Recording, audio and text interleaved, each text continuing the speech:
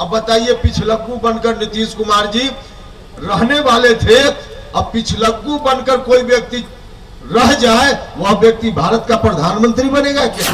पूरा खजाना ही जेडीयू का खाली हो गया।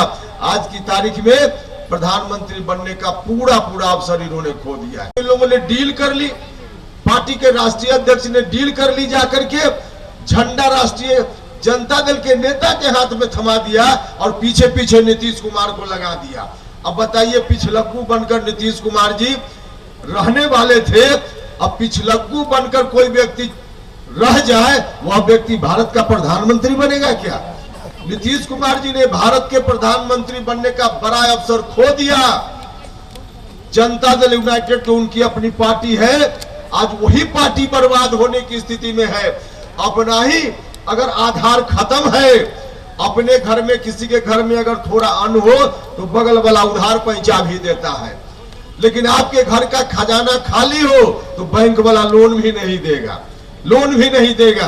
तो जनता दल यूनाइटेड अगर मजबूत होता, हम सब लोग मिलकर नंबर 1 की पार्टी उसको बना लेते, तो नीतीश जी को हम लोग भारत के प्रधानमंत्री के रूप में आगे प्रोजेक्ट कर सकते थे।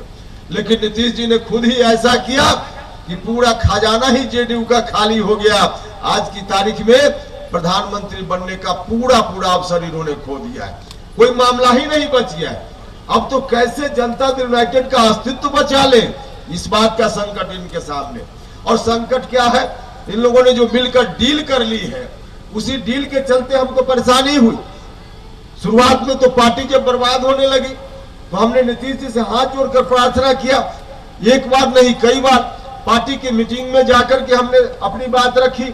हमने कहा कि नीतीश जी, पार्टी बर्बाद हो रही है, आप अपना कदम को थोड़ा बदलिए, जिस ओर आप बढ़ते जा रहे हैं ठीक नहीं है। लेकिन उन्होंने नहीं सुना। उन्होंने जिद ठान ली कि पार्टी को हम राष्ट्रीय जनता दल के हाथ में गिरवी रख ही देंगे। तब हम लोगों ने कहा, नीतीश जी, जनता दल यूनाइटेड आपकी पार्टी है, आपकी मर्जी, आप बंधक रखना चाहते हैं राष्ट्रीय जनता दल के हाथों में, ठीक नहीं कर रहे हैं। लेकिन फिर भी अगर आप चाहते हैं, आपकी पार्टी है, हम लोग क्या करेंगे? आप अगर चाहते हैं बंधक बनाना राष्ट्रीय जनता दल के हाथों में, तो बंधक बनाइए, आप जानिए।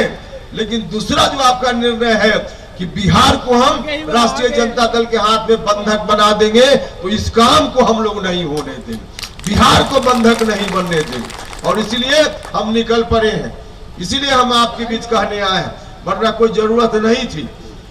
हम तो बार संघर्ष के रास्ते पर आते, बार इस बार भी संघर्ष के रास्ते पर आए। सामान्य तौर पे जो लोग राजनीति करते हैं, संघर्ष इसलिए करते कि किसी तरह से ठंडा घर में उनको जगह मिल जाए। और उपेंद्र कुशवाहा तो वहां जाकर उसको छोड़ करके बार संघर्ष के रास्ते पर आता है।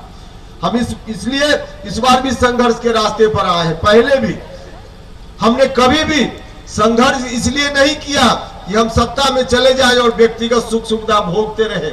ऐसा अवसर मेरे जीवन में तो हमेशा आया है। हम इस बार भी चाहते तो आराम का जीवन व्यतीत कर सकते थे। अभी क्या जरूरत थी रोड पर घूमने की? आराम से रह सकते थे ठंडा घर में। लेकिन राजनीति में जो ठंडा घर आदमी को मिलता है, उसका इस्तेमाल सिर्फ अपने लिए करना संभव हो, सिर्फ अपनी सुख सुविधा के लिए करना संभव हो, जनता के लिए कुछ नहीं हो, तो उस तरह के ठंडा घर को, उस तरह के पद को लात मार देना चाहिए, त्याग देने का काम करना चाहिए।